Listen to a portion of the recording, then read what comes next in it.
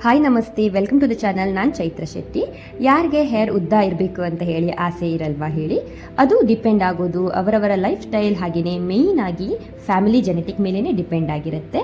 ಆದರೆ ಇರೋ ಹೇರ್ಗೆ shiny, smoothie ಹಾಗೆಯೇ ಹೆಲ್ದಿಯಾಗಿ ಇದ್ರೆ ಸಾಕು ಅಂತ ಅನಿಸ್ಬಿಡುತ್ತೆ ಅಲ್ವಾ? ಅದು ಕೂಡ ಈ ವಾತಾವರಣದಲ್ಲಿ.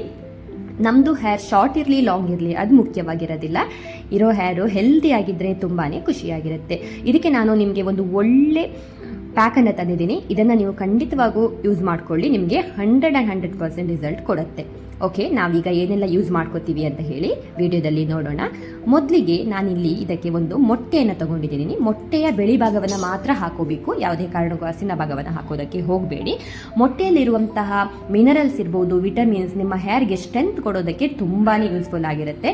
ಮೊಟ್ಟೆ ತಿಂದರೆ ಎಷ್ಟೊಂದು ಯೂಸ್ಫುಲ್ ಇದೆಯೋ ಹಾಗೆಯೇ ಮೊಟ್ಟೆನ ನೀವು ಈ ರೀತಿ ಹೇರ್ ಪ್ಯಾಕ್ಗೆ ಉಪಯೋಗಿಸೋದ್ರಿಂದನೂ ಕೂಡ ಇದರಿಂದ ತುಂಬಾ ಬೆನಿಫಿಟ್ ನಿಮ್ಗೆ ಹೇರ್ಗೆ ಇದೆ. ಆದ್ದರಿಂದ ಮಿಸ್ ಮಾಡ್ಕೊಳ್ಳೋದಕ್ಕೆ ಹೋಗಬೇಡಿ. ಹಾಗೆಯೇ ನಾನು ಇದಕ್ಕೆ 1 ಸ್ಪೂನ್ ಆಗುವಷ್ಟು ಅಲೋವೆರಾ ಜೆಲ್ಲನ್ನು ಹಾಕಿದ್ದೀನಿ. ಫ್ರೆಶ್ ಇತ್ತು ಅಂತಂದರೆ ನೀವು ಫ್ರೆಶ್ ಅಲೋವೆರಾ ಜೆಲ್ಲನ್ನೇ ಹಾಕ್ಕೊಡಿ, ಇಲ್ಲ ಅಂತಂದರೆ ಇದನ್ನೇ ಹಾಕೋಬಹುದು.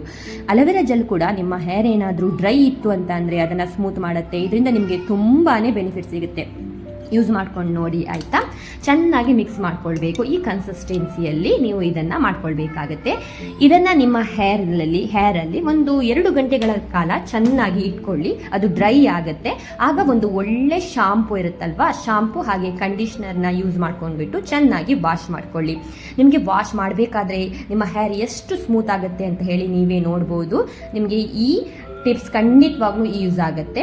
ವಿಡಿಯೋ ಇಷ್ಟ ಆಯಿತು ಅಂತಂದರೆ ದಯವಿಟ್ಟು ಚಾನಲನ್ನು ಸಬ್ಸ್ಕ್ರೈಬ್ ಮಾಡ್ಕೊಳ್ಳಿ, ಹಾಗೆಯೇ ಲೈಕ್ ಕೊಡಿ. ಈ ಇನ್ಫಾರ್ಮೇಷನ್ನ ಎಲ್ಲರ ಜೊತೆಗೆ ಶೇರ್ ಮಾಡಿ.